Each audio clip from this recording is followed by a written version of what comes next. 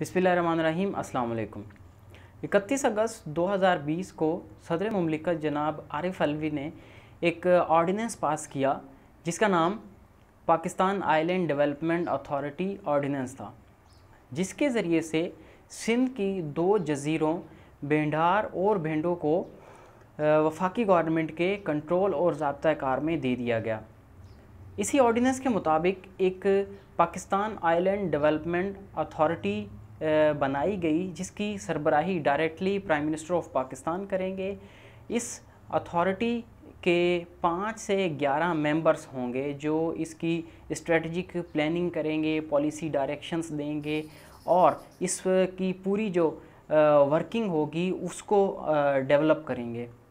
ये authority directly Federal government के under में होगी और जब भी वफाकी गवर्नमेंट ये चाहेगी कि इसमें कोई तरमीम कर दी जाए या इसकी किसी पॉलिसी को मनसूख करना चाहेगी या उसमें कोई बेहतरी या इस्लाहात लाना चाहेगी तो फ़ेडरल गवर्नमेंट की ये सवाबदीद होगी। फ़ेडरल गवर्नमेंट के अंडर पाकिस्तान डेवलपमेंट अथॉरिटी कुछ स्पेशल फंक्शंस सर अंजाम देगी, जैसे कि ग्रैंड मॉडल इन आइलैंड्स का कैसा होगा और फ़िज़िकल स्पेशल जो मॉडल्स होंगे वो कैसे डेवलप होंगे, तो ये सारे काम ये अथॉरिटी करेगी।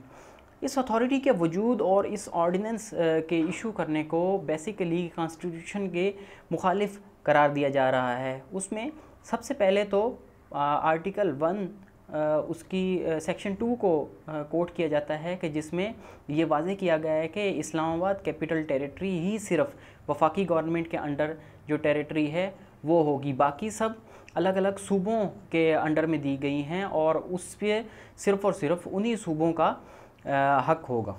सेकेंडली, इस अथॉरिटी को या ऑर्डिनेंस को 18वीं तरमीम के भी ख़िलाफ़ कहा जा रहा है, जिसमें सूबाई खुद मुख्तारी और आज़ादी की बात हो रही थी और इस ऑर्डिनेंस के through Federal government directly intervene कर रही है उन इश्यूज़ पर या उन टेरिटरीज़ पर जो प्रोविंशियल गवर्नमेंट के अंडर में आ रही हैं।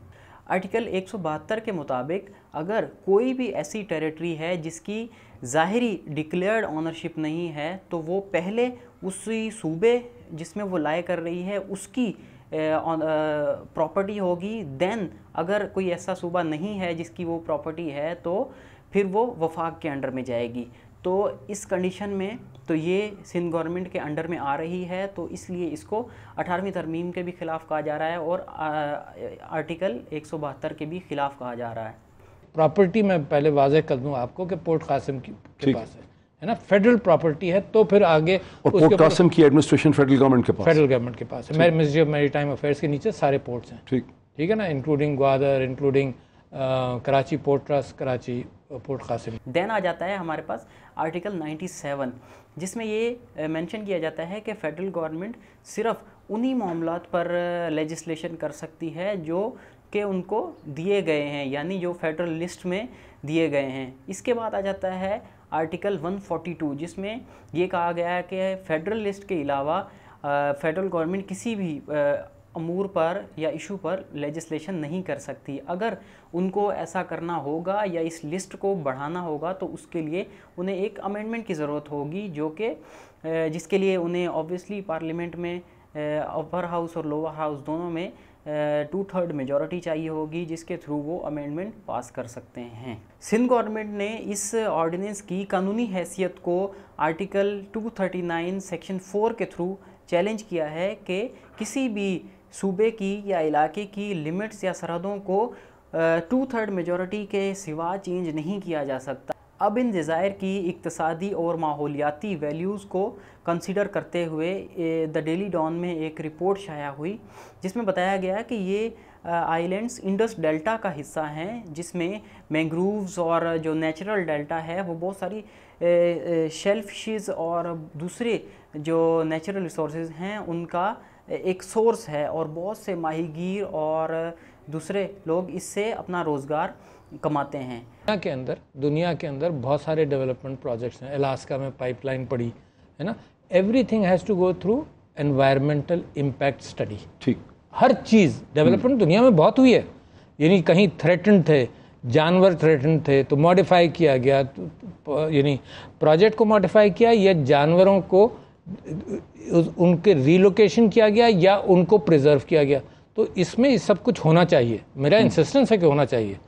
अब इसी आइलैंड्स पर बहुत से जो लैंड माफिया हैं या रियल इस्टेट्स टाइकून्स हैं, उनकी नज़रें बहुत टाइम से थी। 2006 में मुशर्रफ की जो गवर्नमेंट थी, उन्होंने भी दुबई बेस्ड एक कंपनी से मुआहदा करने की कोशिश की, जिसके थ्रू पोर्ट कासिम से इसको लिंक किया जाता और फिर एक आइलैंड सिटी बनाया जाता। तो ये जो है वो इसका कोई रिज़ल्ट नहीं निकल सका। इसी तरह 2013 में भी बैरिया टाउन के थ्रू एक आइलैंड सिटी बनाने की जो है वो तजवीज़ सामने आई, लेकिन उसको भी मटेरियलाइज़ नहीं किया गया। अब माहिरीन का कहना है कि ये भी रियल इस्टेट टाइकून्स का एक इंटरेस्ट है जिसको डेवलप करते हुए, जिसकी वजह से इन टेरिटरीज़ को फेडरल टेरिटरी में कन्वर्ट किया जा रहा है। ज़ाहरी तौर पर अगर देखा जाए तो ये ऑर्डिनेंस सिंध हुकूमत की जो अथॉरिटी है उसके अंदर इंटरवेंशन है, और जो कि 18वीं तरमीम के थ्रू उनको दी गई है। और बिलावल भुट्टो जरदारी ने इसको एनेक्सेशन ऑफ कश्मीर के साथ इसका मुवाजना कराया है कि ये इसी तरह गंभीर है जैसे कि कश्मीर की एनेक्सेशन हो रही है।